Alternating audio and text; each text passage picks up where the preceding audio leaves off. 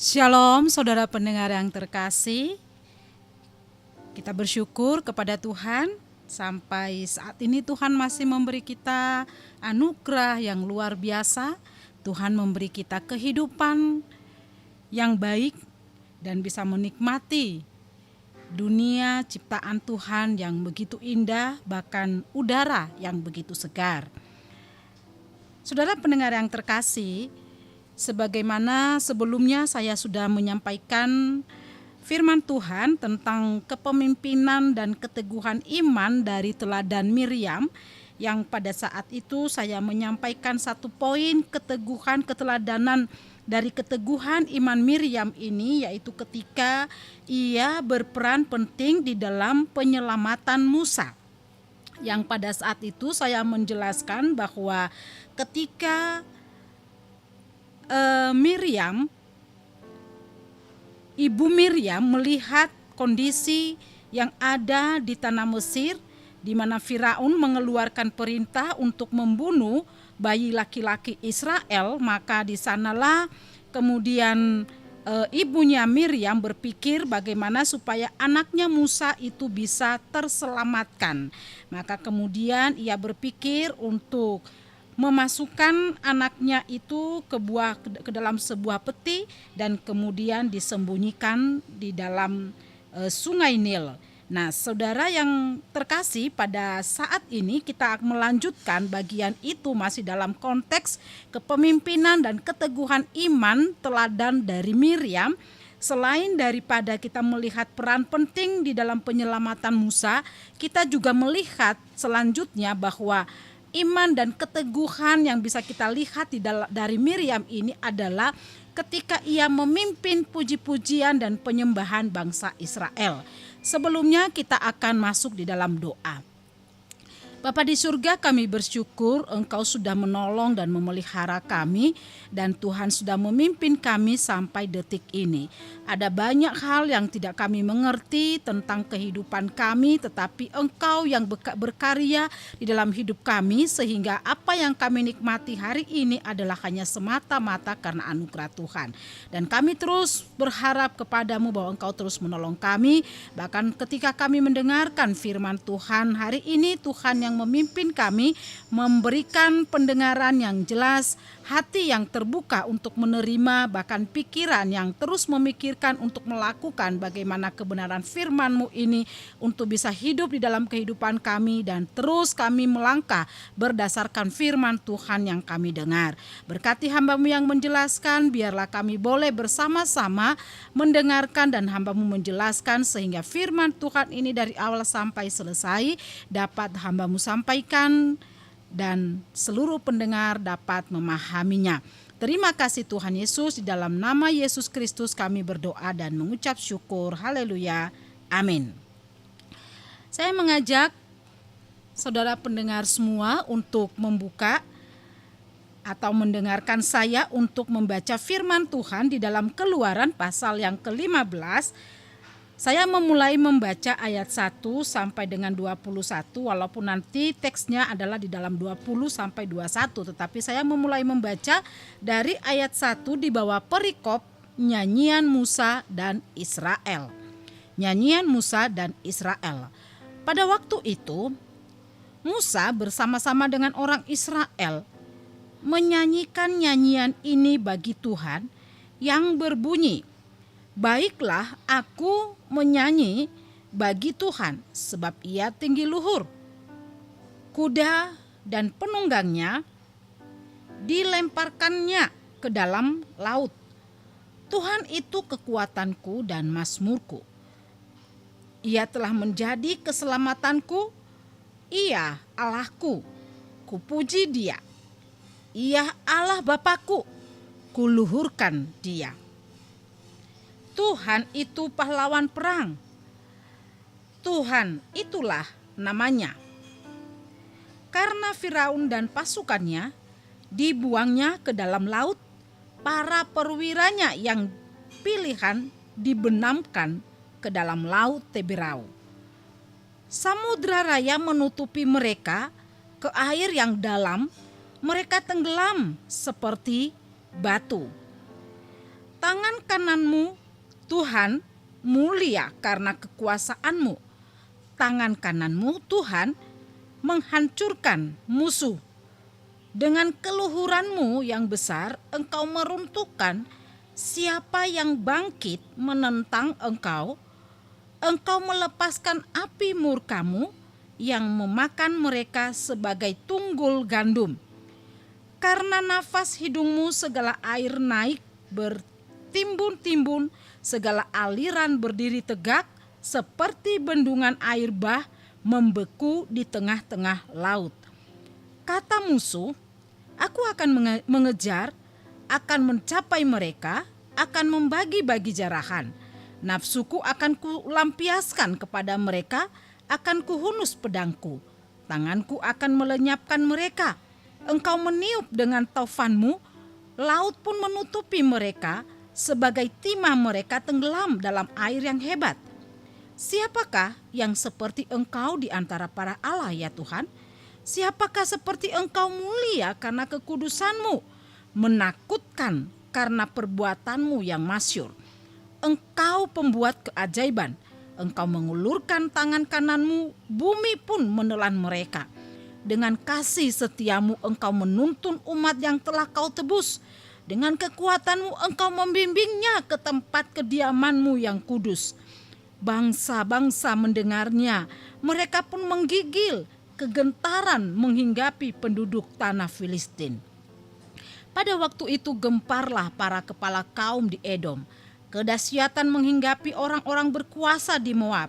Semua penduduk tanah Kanaan gemetar. Ngeri dan takut menimpa mereka. Karena kebesaran tanganmu, mereka kaku seperti batu. Sampai umatmu menyeberang, ya Tuhan, sampai umat yang kau peroleh menyeberang. Engkau membawa mereka dan kau cangkokkan mereka di atas gunung milikmu sendiri. Di tempat yang telah kau buat kediamanmu ya Tuhan. Di tempat kudus yang didirikan tanganmu ya Tuhan. Tuhan memerintah kekal selama-lamanya. Ketika kuda Firaun dengan keretanya dan orangnya yang berkuda telah masuk ke laut, maka Tuhan membuat air laut berbalik meliputi mereka. Tetapi orang Israel berjalan di tempat kering dari tengah-tengah laut. Lalu Miriam, nabiah itu, saudara perempuan Harun, mengambil rebana di tangannya dan tampillah semua perempuan mengikutinya memukul rebana serta menari-nari dan menyanyilah.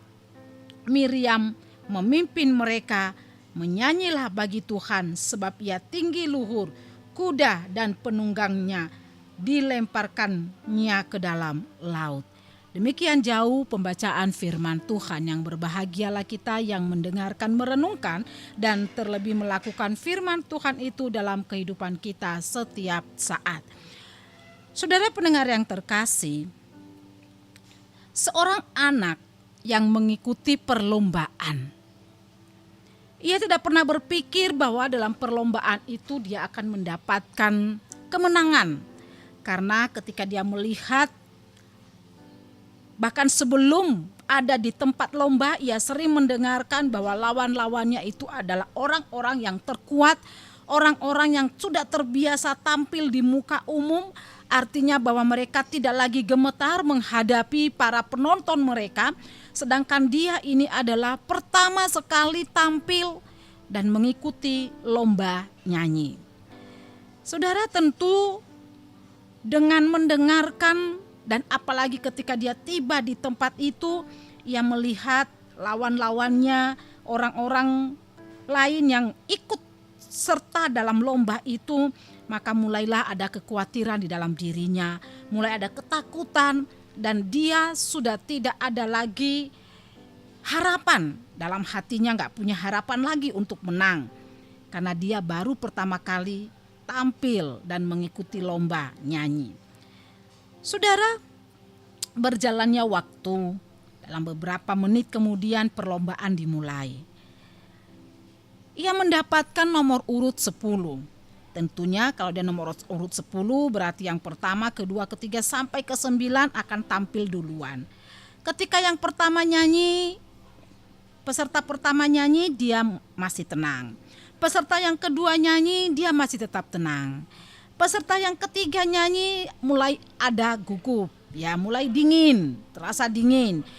Keempat dan kelima nyanyi, rasa ketakutan semakin lebih takut lagi.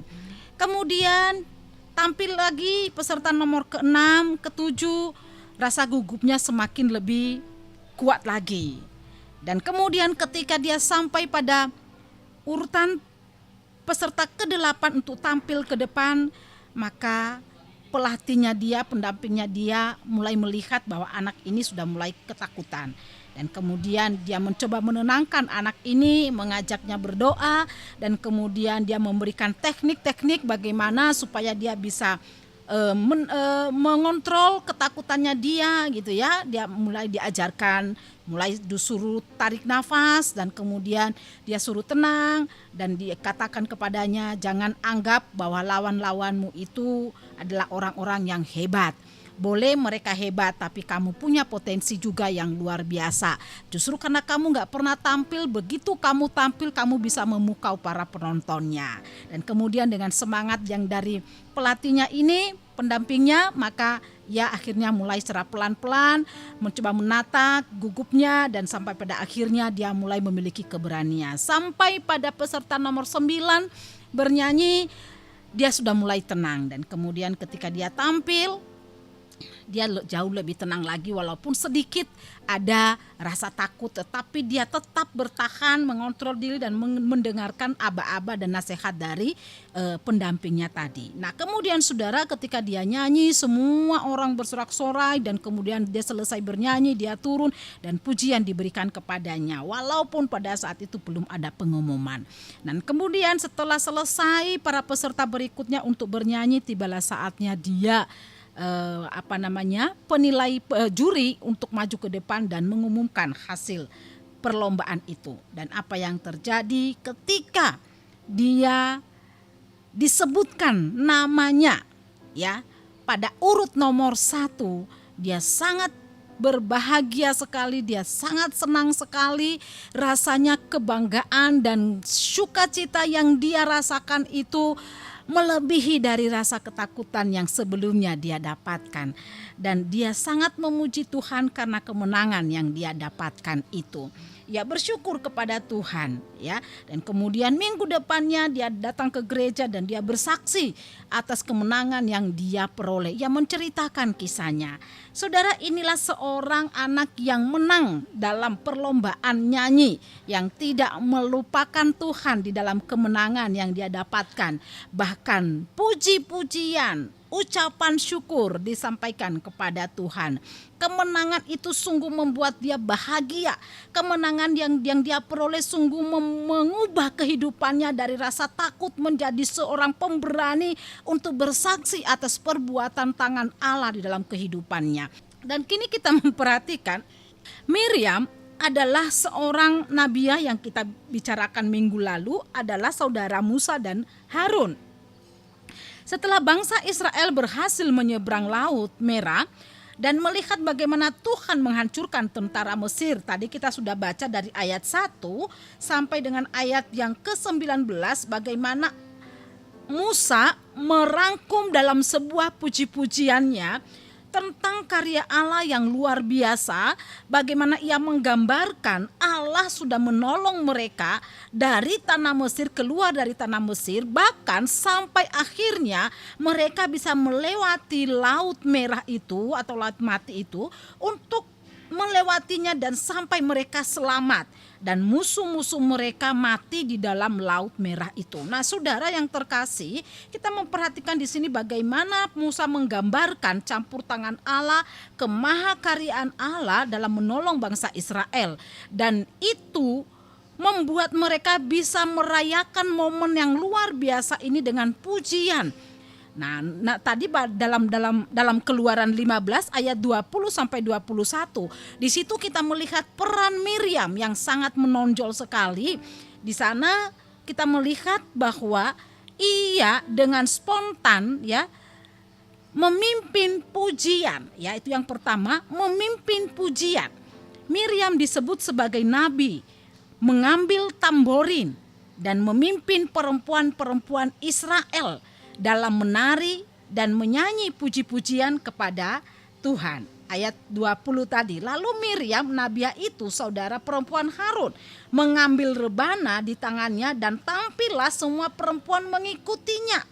Saudara, tidak mudah ya seseorang diajak, ayo tampil bernyanyi atau menari memuji Tuhan, gak mudah ya. Tapi kalau kita melihat nabiah ini atau Miriam ini, ia tampil tanpa dia memaksa, tanpa menyuruh, tetapi dengan powernya dia menari, memimpin puji-pujian di antara bangsa Israel, sehingga para wanita-wanita yang lain mengikutinya, memukul rebana serta menari-nari.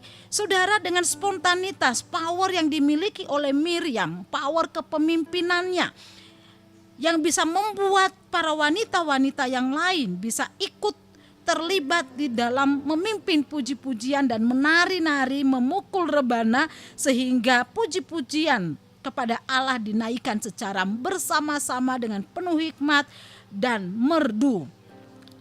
Tindakannya menunjukkan keberanian dan ketegasannya dalam mengambil peran publik untuk menyatakan syukur kepada Tuhan. Yang kedua, kita melihat bahwa nyanyian pujian yang dipimpin adalah lagu kemenangan. Jadi saudara, ketika Miriam berdiri dan mengambil rebana, memukulnya, memainkannya, melakukannya dengan lagu-lagu yang menaikkan pujian kepada Tuhan, itu bukan pujian sekedar pujian, tetapi itu adalah pujian tentang kemenangan, lagu tentang kemenangan atas keberhasilan mereka keluar dari tanah Mesir di bawah pimpinan Tuhan, di bawah penyertaan Tuhan. Lagu kemenangan yang dinyanyikan Miriam menekankan keagungan Tuhan, bukan keagungannya Musa, bukan keagungannya dirinya, bukan keagungannya Harun, bukan, tetapi keagungannya Tuhan. Pikiran, perasaan, fokusnya, jiwanya hanya tertuju kepada Tuhan. Atas kemenangan yang dianugerahkan oleh Tuhan kepada mereka, maka ia pun menekankan keagungan itu kepada Tuhan melalui pujian yang dinyanyikan. Nyanyikanlah bagi Tuhan, sebab ia sangat tinggi. Ya, itu kalimatnya. Nyanyikanlah bagi Tuhan, sebab ia tinggi luhur. Ya, di dalam ayat 21. Saudara yang terkasih, ini menunjukkan betapa pentingnya pujian dan pengakuan kita atas karya Tuhan dalam hidup kita. Ada banyak hal yang dikerjakan oleh Tuhan dalam kehidupan kita. Ada banyak karya-karya Allah, bahkan ada banyak yang kita tidak tahu. Bahkan kita tidak mengerti bagaimana kita mengerjakan itu, tetapi Tuhan mengerjakannya dengan baik dan rapi, tertata dalam hidup kita. Maka di sini kita diajarkan betapa pentingnya pujian dan pengakuan atas karya Tuhan dalam hidup kita. Bukan pengakuan diri kita, tetapi pengakuan kita kepada Tuhan atas karyanya di dalam kehidupan kita, di dalam hal apapun yang kita dapatkan. Melalui lirik lagu ini, dia mengajak seluruh umat untuk mengingat dan merayakan kuasa Tuhan yang menyelamatkan mereka. Saudara, bukan cuma memimpin pujian, tetapi ia membangun kebersamaan di antara para kaum wanita, para kaum bangsa Israel. Kita memperhatikan di sini bahwa dengan memimpin pujian, Miriam menciptakan rasa persatuan di antara bangsa Israel. Mungkin kalau zaman sekarang saudara ya, semua tertata ya, kalau kita di dalam gereja mesti tertata, diajak, ayo Bapak Ibu silakan berdiri, kita menyanyikan pujian ini, mari kita berdoa, semua sudah ditata sedemikian rupa dan ada yang pengantar-pengantarnya untuk melakukan sesuatu berikutnya.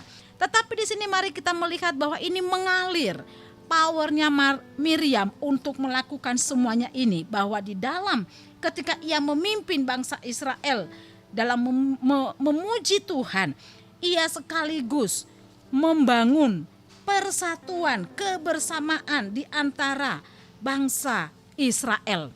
Ini bukan hanya tentang menyanyi, saudara, tetapi juga tentang merayakan kemenangan bersama sebagai satu komunitas yang diselamatkan.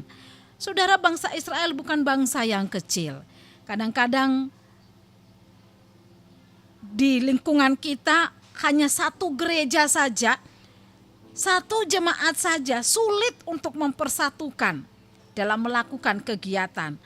Masih ada yang di sana sini sakit hati, konflik, gak suka ini, gak suka itu, tidak mau mengikuti karena gak cocok dengan panitianya. Masih banyak, sulit untuk mempersatukan Bapak Ibu sekalian. Tapi mari kita melihat ini bangsa yang besar, dengan suku yang banyak, dengan warna yang berbeda. Tetapi Miriam mampu mempersatukan itu. Bukan hanya sekedar bernyanyi, bukan hanya sekedar memukul memainkan rebana, tetapi juga tentang merayakan kemenangan bersama sebagai satu komunitas yang diselamatkan secara bersama-sama oleh Tuhan. Saudara pendengar yang terkasih, di sini kita melihat menunjukkan kekuatan seorang Miriam. Tentunya ketika dia bisa melakukan ini bukan kekuatannya, tetapi karena iman dan keyakinan dan keteguhan yang diberikan, yang ditanamkan, dianugerahkan oleh Tuhan di dalam dirinya. Dalam konteks budaya saat ini, keberanian Miriam untuk memimpin menunjukkan bahwa kita pun memiliki suara dan peran penting di dalam masyarakat, di dalam bergereja. Miriam menjadi contoh bahwa wanita seorang Miriam dapat berkontribusi di dalam ibadah, bahkan dalam kepemimpinan. Saudara yang terkasih, apa yang kita pelajari dari bagian ini? Aplikasi untuk kita semua. Kalau kita melihat peran Miriam memiliki banyak aplikasi yang relevan di dalam diri kita untuk saat ini.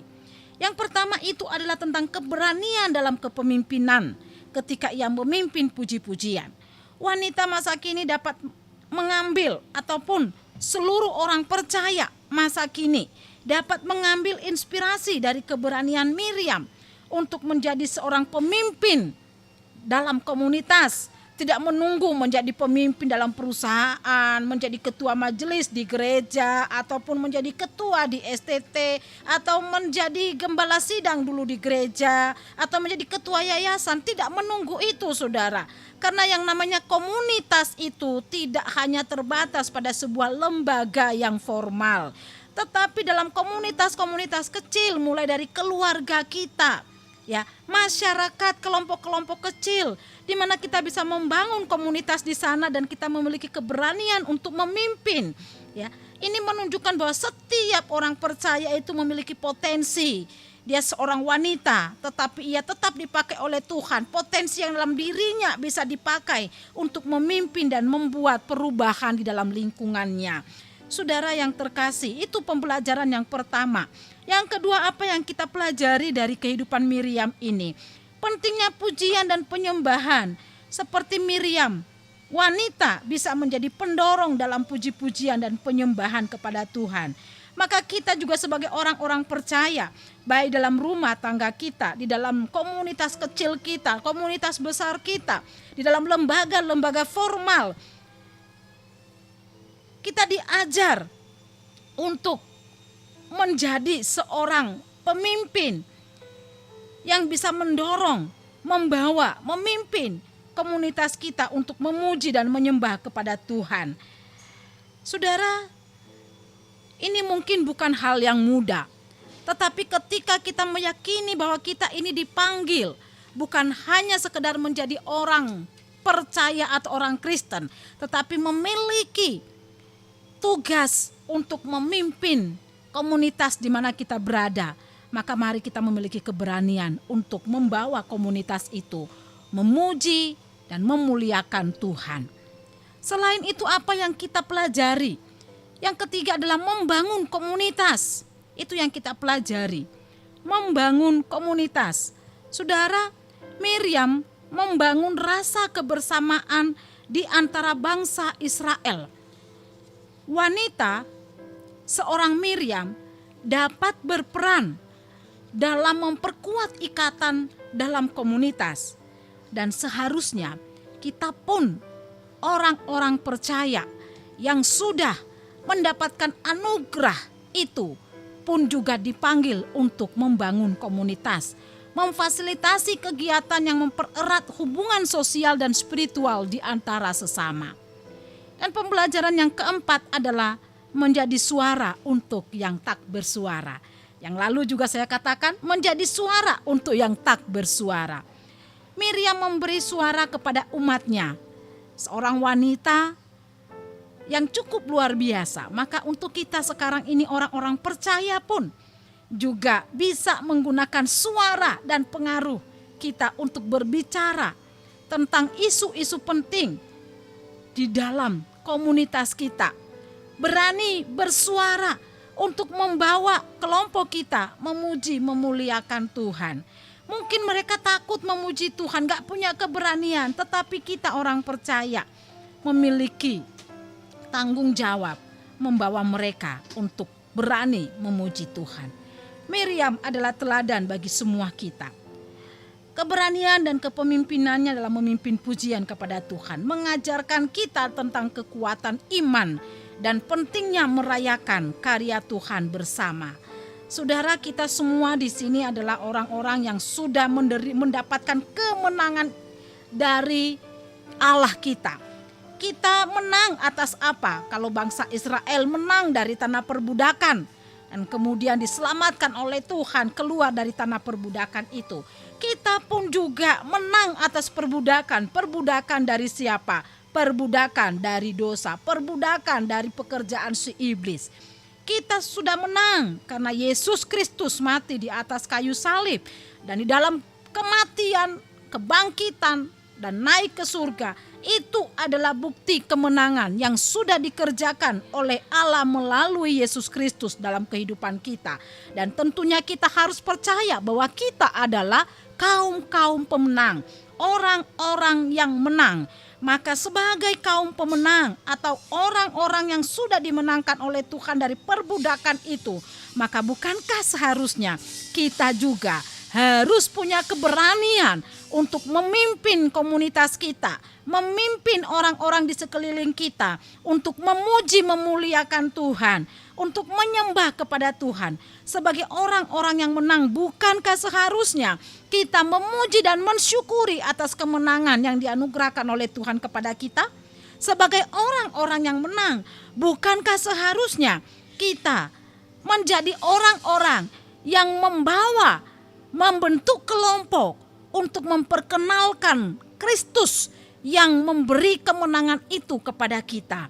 Saudara yang terkasih, kalau seorang Miriam saja bisa melakukan, memimpin komunitas, memimpin bangsa Israel, memuliakan Allah, menyembah kepada Allah atas kemenangan yang mereka dapatkan.